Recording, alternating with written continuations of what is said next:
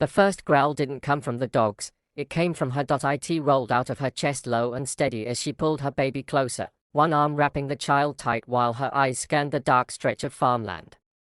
Whoever thought sending dogs after a farm woman at night was a good idea had already made their first mistake. They saw a tired mother. They smelled fear.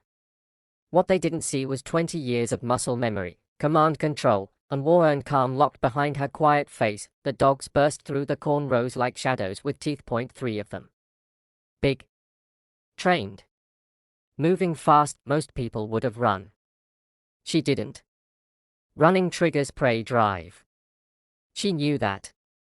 Her boot stayed planted in the dirt as her body shifted just enough to put the baby behind her shoulder. Her breathing slowed. Her voice didn't shake down. The word cut through the night like a blade. One dog hesitated. Just half a second. Enough for her to know these weren't wild animals. They were trained attack dogs. And whoever sent them didn't expect her to recognize that. The second dog lunged. She moved before it fully committed, pivoting sideways, using the weight of the ground, the angle of its neck, the exact timing drilled into her years ago on military training fields far from this quiet farm. The dog hit dirt hard, stunned, confused by resistance instead of panic. The other two circled. She felt the old switch flip inside her, the one she'd buried when she left the service, when she traded desert fatigues for muddy boots and lullabies. But it was still there. Sharp. Awake, stay back, she warned, not to the dogs, but to the men she knew were watching. They always watched. The dogs didn't listen. They were being pushed, either by handlers or fear. One snapped at her arm. She let it. At the last second she redirected, using its momentum, forcing it to overcommit. It yelped as it rolled, not injured badly, but shaken. Confidence cracked. That's when the baby cried, just a sound. Small. Soft. Every nerve in her body screamed. Her voice changed. No, the command wasn't loud. It didn't need to be.